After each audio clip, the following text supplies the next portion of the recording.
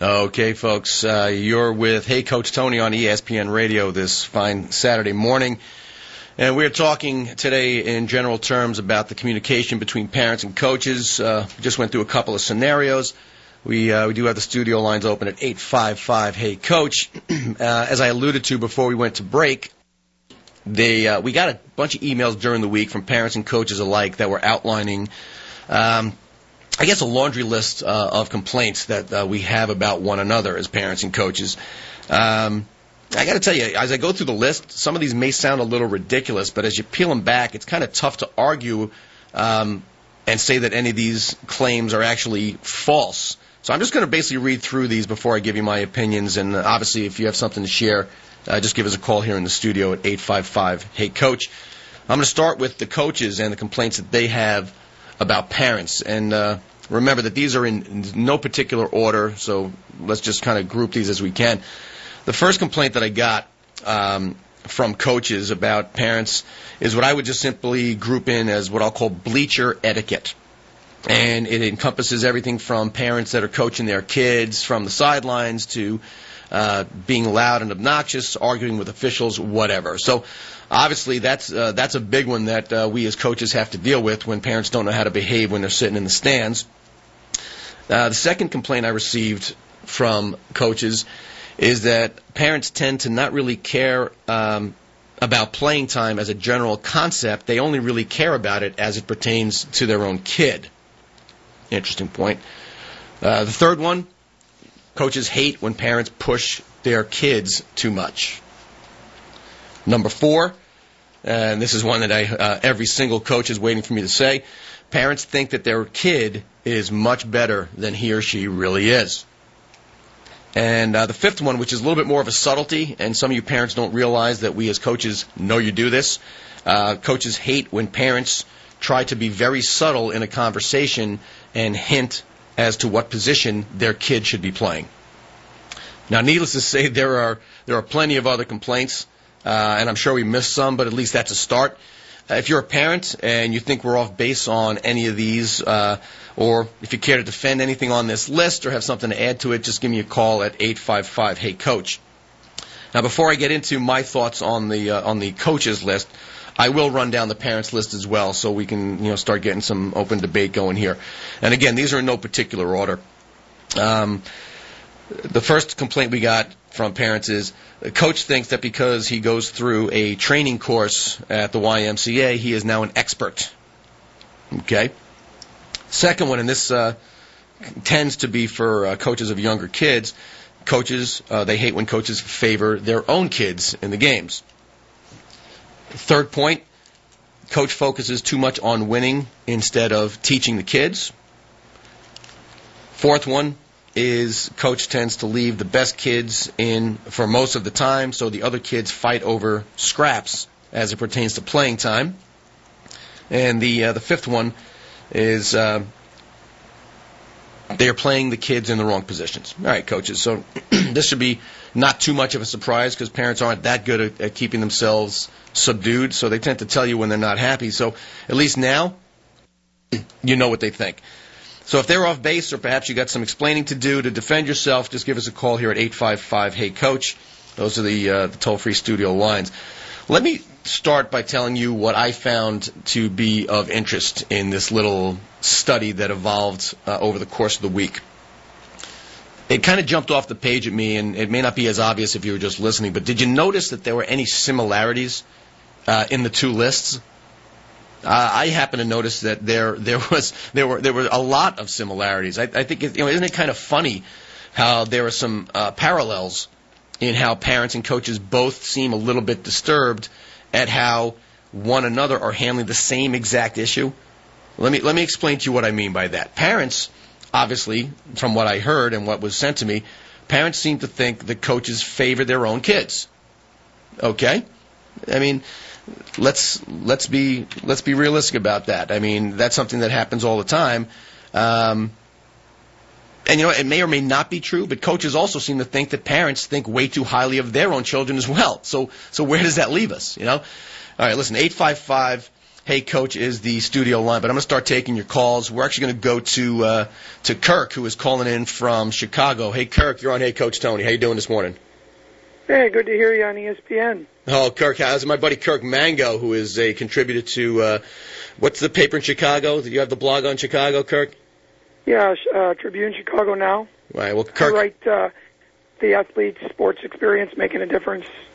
It's a great blog, and Kirk and I kind of cross-reference each other on the blogs quite a bit.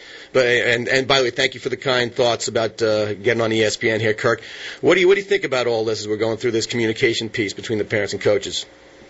Well, the one thing that you had mentioned that I saw and see a lot of is the idea of playing time or player position. That, to me, stands out in my mind as one of the biggest complaints from both sides. And that even extends into, say, a freshman or sophomore in high school playing over a junior or senior based on the coach's consideration of ability versus what the parent thinks the kids could do. So that tends to rise to the top as an issue. Well, they are clearly 1 and 2. Clearly 1 and 2 on the list. Say that again, Tom? I said playing time and position are without exception, and third place is a distant third. Those are the top 2 complaints that coaches will hear, and the top 2 complaints that parents have in general terms, no question. Oh, yeah, I hear it, and had heard it from my kids growing up. And the thing that concerned me the most with regard to that centered on where the responsibility lies. If I had a conversation with a coach at any time in my kids' careers, both of them, it more centered around general things of philosophy of the program and what their objectives were for kids in general. And that's where I would make my decision where this is a good program for my kid or not. As far as playing time and position, to me, from my perspective, as a coach, as a parent, was always, that's my daughter's responsibility to make sure that that happens.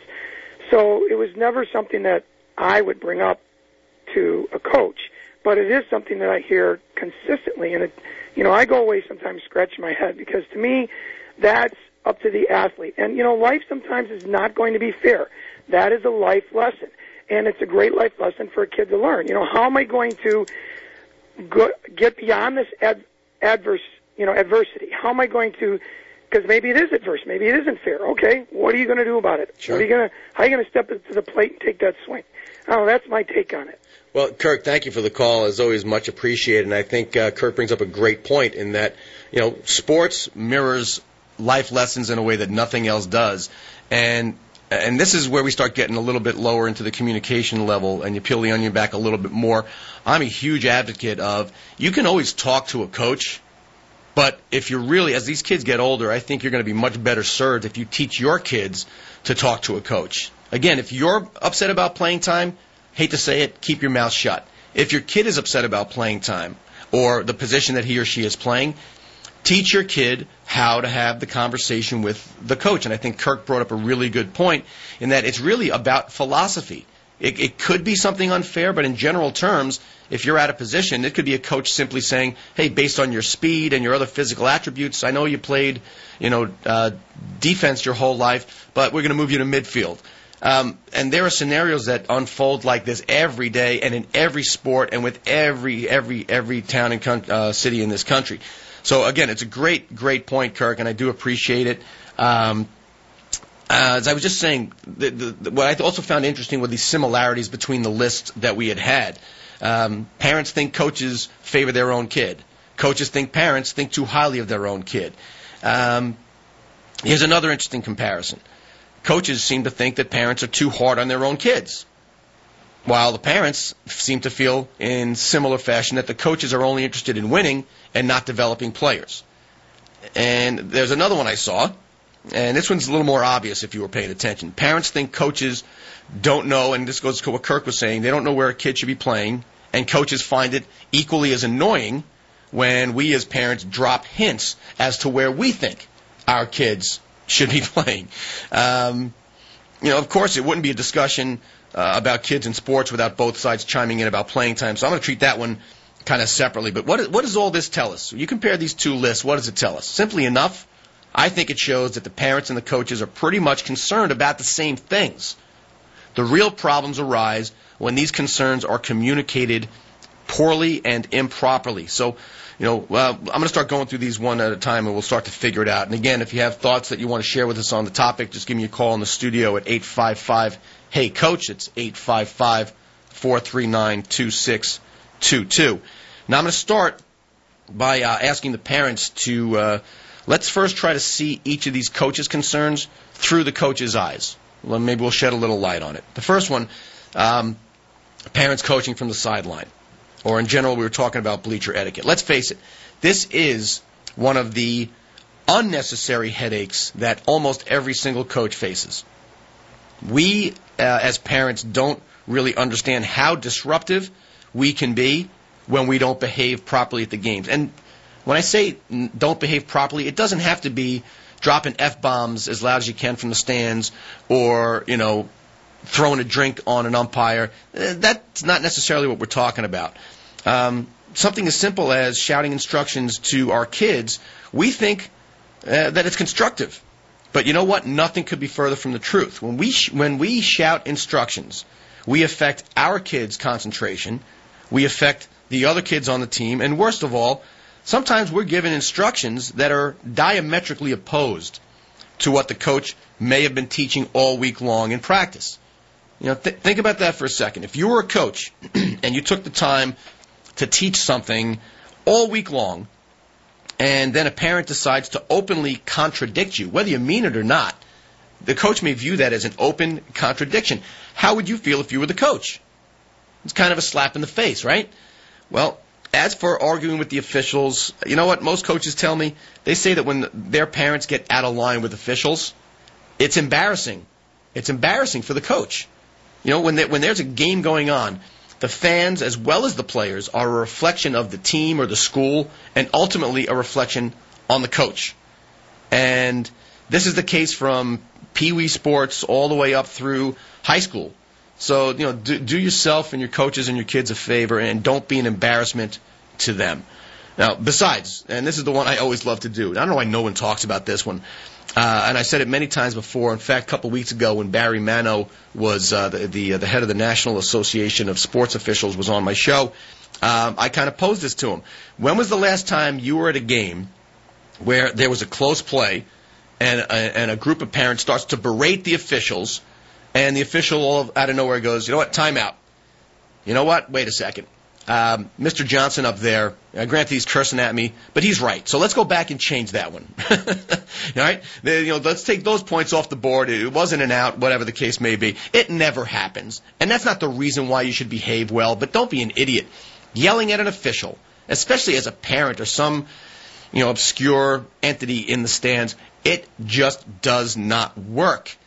No one is ever going to change a call. Matter of fact, some officials, and Barry denied this one, but he has the right to, a lot of officials have told me they can't wait for the next close call so they can watch the parents erupt again. I mean, let's face it, you're not changing what these officials are going to do. Listen, we got to go to a quick